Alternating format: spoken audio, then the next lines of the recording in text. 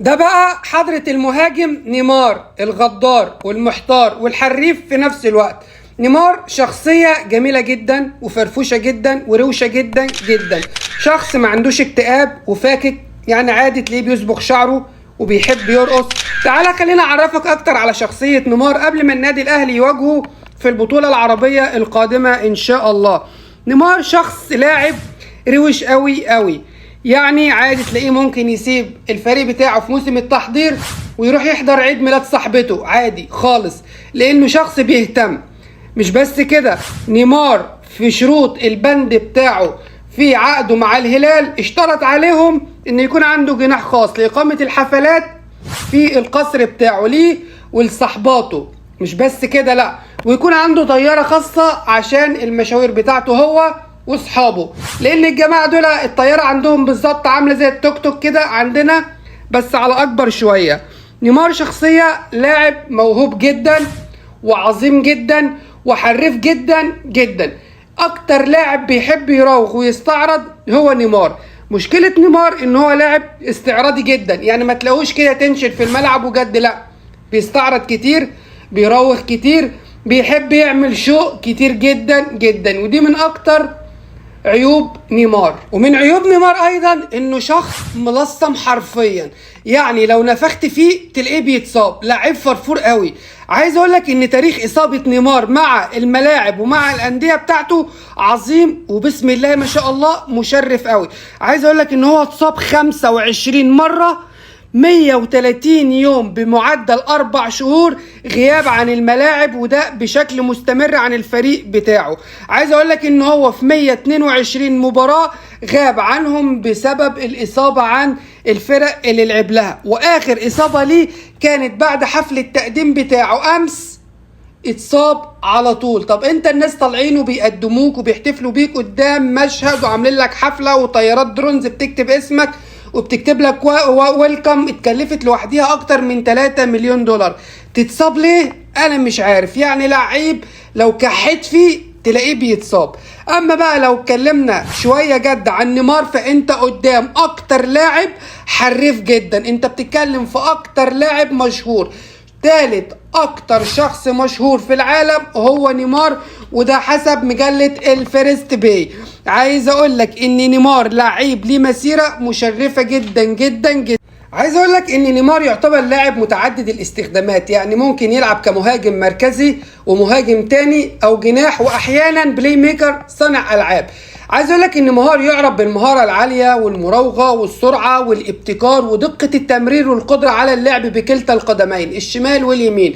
مش بس كده، ويعتبر احد افضل اللاعبين في العالم. نيمار لعيب موهوب جدا، وثالث احرف لعيب في العالم، وثالث اشهر لعيب في العالم، وثالث اعلى اجر في العالم، ده بحسب مجلة الفيستبول.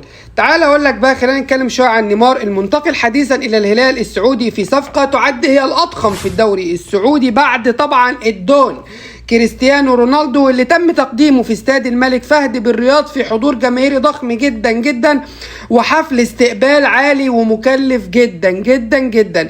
اما بالنسبه لتفاصيل عقد نيمار، فخلينا اقول لك ان نيمار سيتقاضى في الموسم الواحد 200 مليون يورو. مش بس كده لا، ده بقى في كمان طيارة خاصة زي ما قلت لك بتنقل نيمار من اي مكان، عايز يروح البرازيل، عايز يروح برشلونة، عايز يروح اسبانيا، عايز يروح يصيف في المالديف، اي مكان هو عايزه. مش بس كده، وكمان قصر خاص ضخم جدا في وسط العاصمة لنيمار. مش بس كده، كمان عايز اقول لك ان اي صورة او بوست لنيمار على صفحته بيروج فيها للسعودية والملف السعودي سيتقاضى على البوست او الصورة دي 500 ألف يورو في المقابل. تخيل. وراتب اسبوعي 350 ألف يورو كراتب اسبوعيا. تعال اكلمك على نيمار كمسيرة احترافية. نيمار لعب لنادي سانتوس ولمع معاه بشكل كبير طبعا في الدوري البرازيلي رفقة سانتوس، حيث شارك في 138 مباراة، سجل 71 هدف وصنع 37 هدف. وده طبعا قبل انتقاله الى نادي برشلونة عشان يلعب مع برشلونة 186 مباراة، سجل 105 هدف وصنع 76 هدف. ده الكلام ده لغاية موسم 2017 عشان ينتقل للنادي الباريسي من بوابة نادي باريس سان جيرمان في صفقة هي الأكبر والأضخم والأغلى في تاريخ كرة القدم بمبلغ 222 مليون يورو لغاية صيف 25. شارك معاهم في 173 مباراة، سجل 118 هدف وصنع 77 هدف، وكان اللاعب الوحيد اللي قدر يوصل الباريس سان جيرمان إلى الدور الأخير في دوري أبطال أفريقيا زي ما كلنا عارفين. عايز أقول لك إن نيمار هو الفتى الذهبي للبرازيل والهداف التاريخي للسامبا البرازيلية برصيد 77 هدف خلف الأسطورة العظيم والعالي جدا بيليه، متفوق على الأسطورة بيليه. مش بس كده، أخيرا بينتقل نيمار إلى الدوري السعودي من بوابة الهلال اللي تم تقديمه أمس البارحة في صفقة هي الأضخم والأغلى والأعظم بقيمة 200 مليون يورو. ده غير الحاجات اللي أنا قلت لك عليها وشوية الفلوس اللي على جنب الفكة دول. ولكن نيمار لاعب طبعا موهوب ولاعب عظيم ولاعب جامد جدا، لاعب بيحب المراوغه، لاعب سريع، لاعب مهاري، عنده دقه في التمرير، بيبدا الستارت بتاعته من نص الملعب، بيجيد اللعب بالقدم اليمنى واليسرى، بيجيد ضربات الراس، بيجيد الضربات الثابته بشكل كويس. يعني الضربات الثابته بالنسبه للهلال بعد كده هتكون عامله زي البلنتي كده بالظبط. عايز اقول لك ان احنا قدام نيمار في الهلال وكريستيانو في النصر وكريم بنزيما في الاتحاد. نفسي اعرف النادي الاهلي لما يلعب معاهم في البطولة العربية القادمة، لان رسميا النادي الاهلي بيعلن المشاركة في البطولة العربية القادمة. عايزين بقى نشوف المارد الاحمر كده هيعمل ايه وسط العمالقة والمهالك السوداء.